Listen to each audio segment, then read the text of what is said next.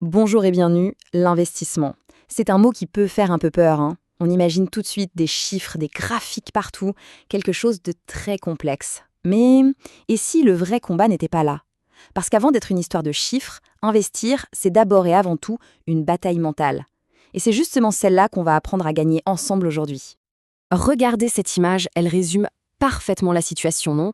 D'un côté, il y a cette envie de construire quelque chose, de voir son argent travailler et grandir, et de l'autre, eh bien, il y a cette petite voix dans notre tête qui n'arrête pas de murmurer « et si tu perdais tout ?»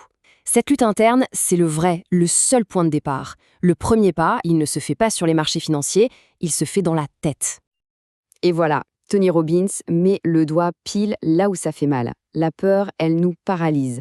Mais ce qu'on oublie, c'est que l'inaction, le fait de ne rien faire, c'est un risque énorme en soi. C'est un risque silencieux qui, jour après jour, grignote notre avenir financier. Alors voici notre feuille de route pour aujourd'hui. On va d'abord plonger dans la psychologie de l'investisseur. Ensuite, on va démolir 4 mythes qui sont vraiment tenaces. Puis, on adoptera un état d'esprit de marathonien. Après ça, on verra les principes de base. Et pour finir, un petit glossaire pour qu'on parle tous le même langage. C'est parti! Pour que tout ça reste bien concret et pas juste théorique, on va suivre le parcours de quelqu'un qui, comme beaucoup d'entre nous, en fait, se pose exactement les mêmes questions. Faisons sa connaissance. Et voici Sandra. Elle a 25 ans, elle est conseillère en banque et elle gagne 2000 € net par mois. Elle a vraiment envie de se lancer dans l'investissement, mais voilà, comme beaucoup de monde, elle se sent un peu perdue avec plein de doutes, plein de questions. Son parcours va nous servir de guide à travers tous les obstacles et bien sûr, les solutions. Bon, alors quelles sont ces fameuses chaînes qui retiennent Sandra et qui nous retiennent probablement aussi? On va plonger dans les 4 plus grands mythes qui empêchent de faire le premier pas et il est grand temps de les briser un par un. Alors lui, c'est le premier, le plus costaud, le plus intimidant de tous les mythes. Cette idée que l'investissement, c'est une sorte de club très privé, réservé à ceux qui ont déjà des fortunes. On s'imagine qu'il faut un ticket d'entrée énorme juste pour avoir le droit de participer. Mais en réalité, c'est complètement faux.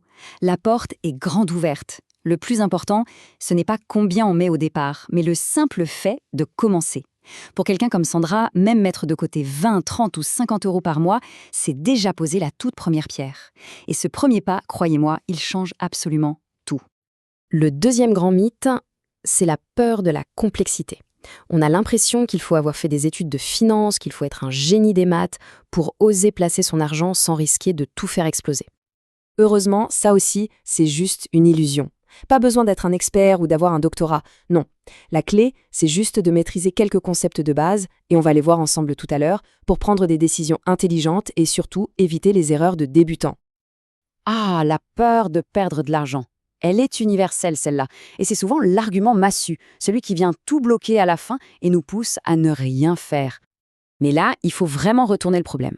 On a peur d'un risque potentiel en investissant, d'accord, mais on ignore complètement un risque qui, lui, est certain, celui de ne rien faire. Ce risque, c'est l'inflation. Chaque jour qui passe, l'argent qui dort sur un compte en banque perd de sa valeur. Ce risque-là, il est garanti.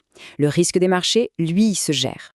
Et on arrive au 4e mythe, les excuses ultimes de notre époque, n'est-ce pas? Le fameux « je n'ai pas le temps ». Et pourtant, c'est peut-être le meilleur investissement en temps qu'on puisse faire de sa vie. Juste quelques heures, passées à comprendre les fondamentaux, peuvent rapporter des bénéfices pendant des décennies. C'est un tout petit effort aujourd'hui pour une différence absolument énorme demain. Ok, les mythes sont déboulonnés, les chaînes sont brisées, maintenant il faut construire. Et pour réussir à investir sur la durée, ce n'est pas une question de génie, c'est vraiment une question de mentalité. Il faut adopter ce qu'on appelle l'esprit d'un marathonien. Alors, quelles sont les règles d'or de ce marathonien? D'abord, on est là pour la longue distance, pas pour un sprint de 100 mètres. Ensuite, il faut accepter qu'il y aura des hauts et des bas. C'est normal, ça fait partie du parcours. La discipline, c'est notre coach. On suit son plan, on s'y tient, même quand les émotions nous crient de paniquer. On n'essaye surtout pas de deviner le futur. Et enfin, on continue d'apprendre, kilomètre après kilomètre. Maintenant qu'on a le bon état d'esprit, il nous faut une boussole. Des règles simples pour nous guider à chaque décision.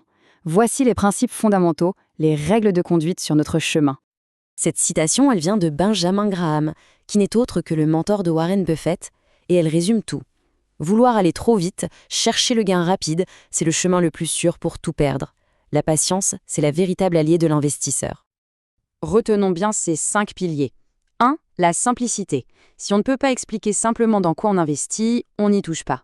2. Le temps est notre super pouvoir. Plus on commence tôt, plus la magie des intérêts composés fait son effet. 3. La diversification. On ne mise jamais tout au même endroit. 4. La sécurité avant tout.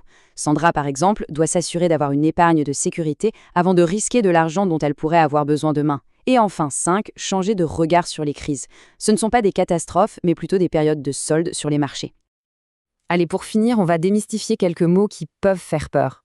Parce que comprendre le vocabulaire, c'est vraiment la première étape pour se sentir à l'aise, pour sentir qu'on a le contrôle. L'inflation.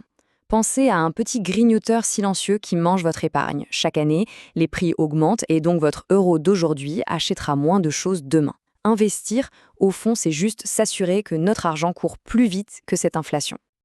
Ah, les intérêts composés. C'est sans doute le concept le plus puissant de toute la finance. On l'appelle parfois la 8e merveille du monde. C'est l'effet boule de neige. Votre argent génère des gains, et puis ces gains commencent eux aussi à générer leurs propres gains. Au début, c'est lent, puis ça s'accélère et la croissance devient exponentielle. C'est ça, la magie du temps. La diversification, c'est tout simplement le principe de base pour gérer le risque. C'est le fameux dicton « ne pas mettre tous ses œufs dans le même panier ». En répartissant son argent, si un placement chute, sa baisse peut être compensée par la bonne performance des autres. C'est une sorte d'assurance contre l'imprévu. Et on termine sur cette pensée. Toutes ces connaissances ne rendront personne libre financièrement. Ça, c'est à chacun de le faire. Mais maintenant, au moins le chemin est tracé. Les fausses excuses, les fausses croyances, elles sont tombées. Le meilleur moment pour commencer, c'était hier. Le deuxième meilleur moment, c'est aujourd'hui.